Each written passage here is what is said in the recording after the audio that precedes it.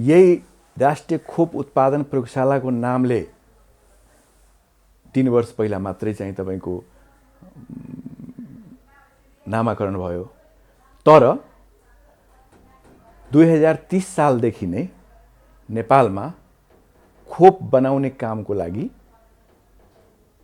राष्ट्रिय जैविकी प्रयोगशाला, त्योभन्दा पनि पहिला सिधै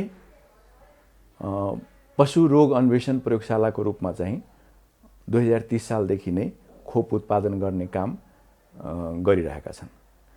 र 2030 सालमा भन्नुहुन्छ भने नेपालमा गौगटी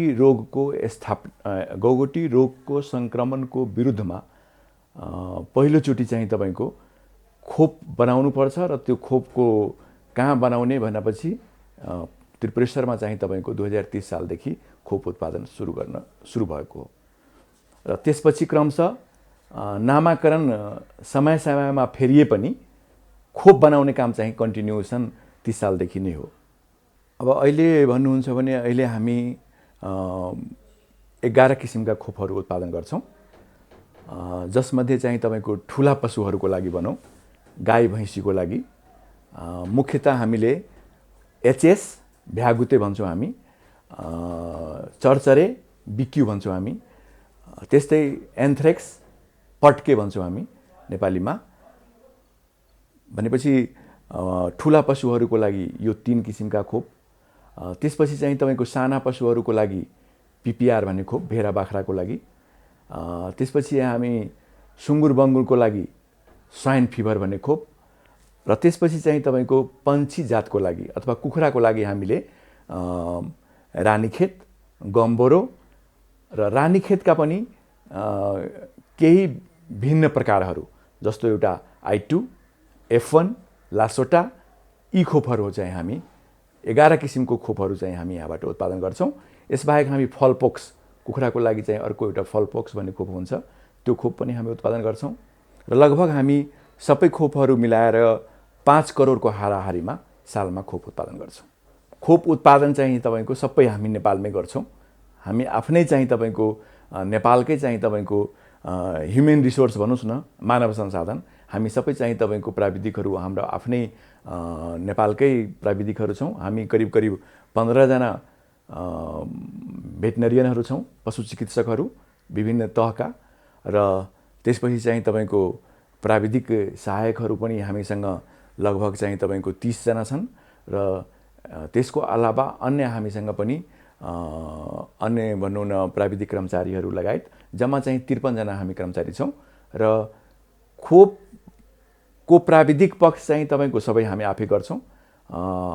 यहाँ अगाडि हजुरले हेर्नुभयो होला, यो BSL-2+ भन्छ। BSL-2+ भनेपछि प्रयोगशालाको एउटा चाहिँ तपाईको स्तर हुन्छ, गुणस्तर हुन्छ, कुन किसिमको प्रयोगशालामा कस्ता किसिमका कामहरू हुन्छन् भनेर। त्यो अनुसार चाहिँ तपाईको यो BSL-2+ भनेको अन्तर्राष्ट्रिय मापदण्ड अनुसार खोप उत्पादनको लागि, भाइरस संरक्षणको लागि, ब्याक्टेरियाको संरक्षणको लागि अति आवश्यक चाहिँ तपाईको, र त्यो नभइकन चाहिँ गर्न नसकिने किसिमको अवस्था भएकोले त्यस्तो किसिमको साधन हामीसँग छ र हामी BSL-2 प्रयोगशालामा नै ती खोपहरू उत्पादन गर्छौं।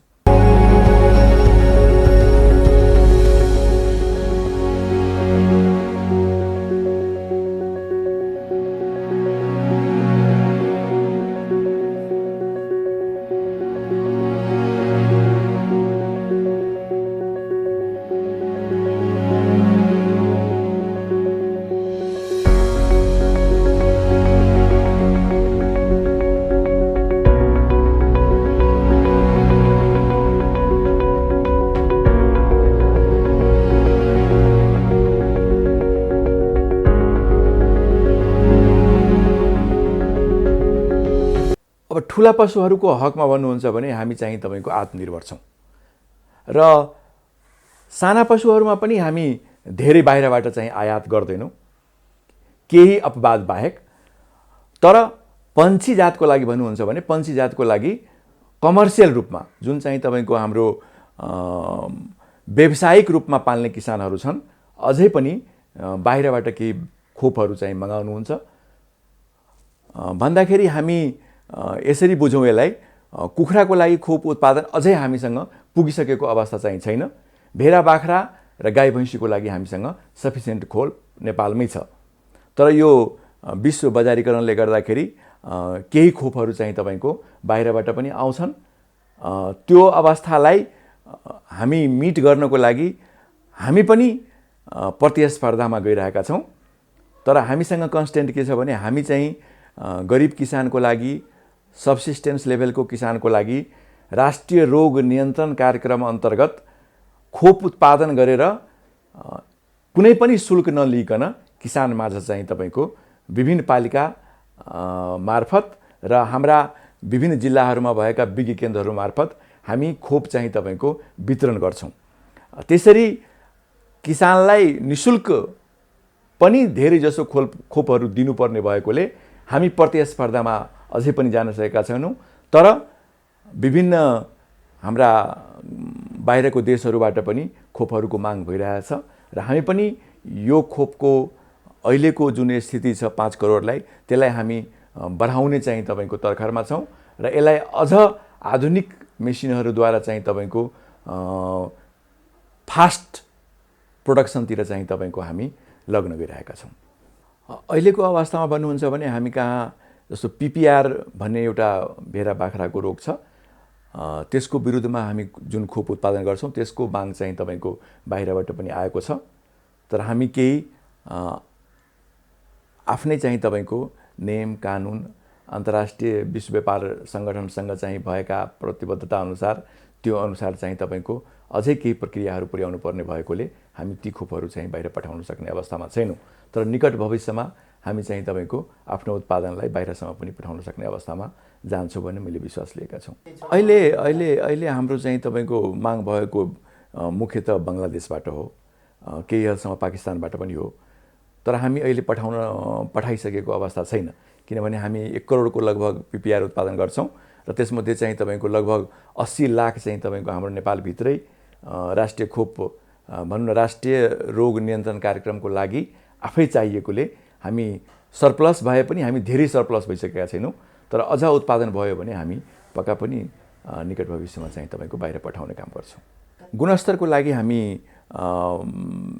सबै किसिमले भनौँ हामी चाहिँ तपाईँको सक्षम छौँ र हाम्रो गुणस्तर चाहिँ तपाईँको अन्तर्राष्ट्रिय मापदण्ड अनुसार पुगेकै हो र धेरै खोपहरूको हामी विभिन्न चाहिँ तपाईँको अन्तर्राष्ट्रिय एजेन्सीहरूमा टेस्ट पनि गराएका छौँ।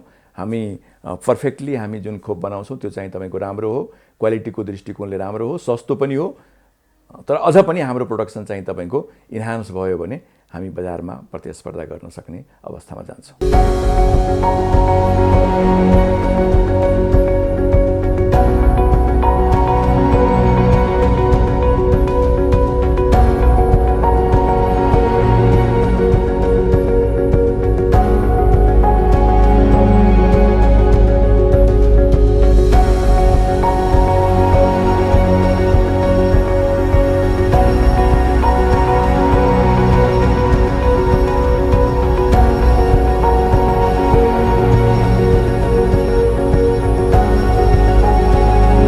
यस्तो छ, कानुनी झन्झटभन्दा पनि अब अन्तर्राष्ट्रिय रूपमा यसरी आफ्नो देशमा भएका उत्पादित यो हाइली स्पेसिफाइड म भन्छु खोप भनेको के हो भने यो त तपाईँले जुन ब्याक्टेरिया जुन भाइरसले रोग लगाउँछ त्यसै ब्याक्टेरियाको त्यसै भाइरसको यस्तो किसिमको प्रविधि हो जसले रोग लगाउन सक्दैन तर रोगको विरुद्धमा चाहिँ तपाईँको शरीरलाई चिनाउने काम गर्छ, एन्टिबडी बनाउने काम गर्छ। त्यसैले यो साह्रै स्पेसिफाइड टेक्नोलोजी भएकोले यसलाई हामी के भनौँ भने यो चाहिँ तपाईँको सबै प्रक्रिया कानुनी रूपमा पनि अन्तर्राष्ट्रिय मापदण्ड अनुसार पनि सबै प्रक्रियाहरू पुर्याएर मात्रै हामी बाहिर पठाउन सक्ने अवस्थामा हुन्छौँ र त्यो प्रोसेस चाहिँ मलाई लाग्छ कि लगभग 4-5 वर्षदेखि चाहिँ तपाईँको हामी यसमा मापदण्डहरू पुरा गर्नमा लागिरहेका छौँ र यो सबै भइसकेपछि हामी पक्का पनि विदेश निर्यात गर्छौँ। अब निकट भविष्यमा चाहिँ तपाईँको हाम्रो अझ एउटा भेडा बाख्राको लागि इन्टेरोटोक्सिमिया भन्ने खोप चाहिँ तपाईँको हामी उत्पादन गर्छौँ। त्यसका केही सुरुका कामहरू हामी गरिरहेका छौँ र त्यस्तै अर्को पनि कुखुरामा पनि हामी इन्फेक्सियस ब्रोन्काइटिस आइबी भन्ने चाहिँ तपाईँको खोप उत्पादन गर्नको लागि अहिले चाहिँ तपाईँको हामी त्यसको सुरुका जुन चाहिँ तपाईँको अध्ययनहरू हो त्यो अध्ययनहरूमा हामी लागिरहेका छौँ। हामी चाहिँ बाहिरबाट नेपाल सरकारको भनौँ न, नेपाल सरकारको विधिवत रूपमा बाहिर गएर खोप किनेर त्यसरी हामी कहीँ पनि ल्याएका छैनौँ। व्यापार गर्ने साथीहरूले उहाँहरूले चाहिँ तपाईँको आफ्नो हिसाबले विदेशमा बनेका केही खोपहरू चाहिँ तपाईँको खास गरेर कुखुरामा ल्याउनु भएको छ। र अर्को कुरो, अब यो ओपन मार्केट भएकोले हामी रोक्न चाहिँ मिल्दैन। हामी तपाईँ यो खोप मेरो देशमा नल्याउनुहोस् भन्न मिल्दैन। त्यसैले अब केही खोपहरू चाहिँ तपाईँको ओपन मार्केटबाट चाहिँ तपाईँको आउँछन्। तर मलाई जहाँसम्म विश्वास छ हाम्रो नेपालको भ्याक्सिनहरू खोपहरू चाहिँ करिब चाहिँ तपाईँको हाम्रो किसानलाई पुगिरहेका छन्। ठुला पशुहरूमा हामी आत्मनिर्भर छौँ। पन्छी जातहरूमा चाहिँ तपाईँको अझ हामी आत्मनिर्भर भइसकेका छैनौँ। हामी बाहिरबाट ल्याउँछौँ। नेपाल सरकारको तर्फबाट फर्मली नल्याए पनि प्रतिस्पर्धाद्वारा चाहिँ तपाईँको हाम्रो बजारमा चाहिँ तपाईँको त्यो ओपन मार्केटमा त्यो छ, विद्यमान छ। अब मैले अन्तिममा भन्नुपर्दा के हो भने अहिले यो अन्तर्राष्ट्रिय मूल्य मान्यता अनुसार हामीले बनाएका खोपहरू यो अति गुणस्तरीय छन् र हामीले जतिसुकै कोसिस गरे पनि वास्तवमा हामी के भन्छौँ भने अझ पनि हाम्रो प्रचार प्रसार कम छ। सामान्य किसानसँग अझै पनि हामीले सबै खोप लगाउनुपर्छ, यो खोप नलगाइकन पशुपालन गर्नु हुँदैन, खोप नलगाइकन चाहिँ पन्छी पाल्नु हुँदैन भन्ने कुराहरू अझै पनि प्रचार प्रसार गर्नुपर्ने आवश्यकता छ। र मलाई लाग्छ कि निकट भविष्यमा सबै किसानले, सामान्य किसानले पनि खोपहरू लगाएर मात्रै पशुपालन भन्ने मेरो चाहिँ तपाईँको उहाँहरूसँग चाहिँ जिज्ञासा छ, उहाँहरूसँग चाहिँ तपाईँको अनुरोध छ। यति भन्छु म। धन्यवाद।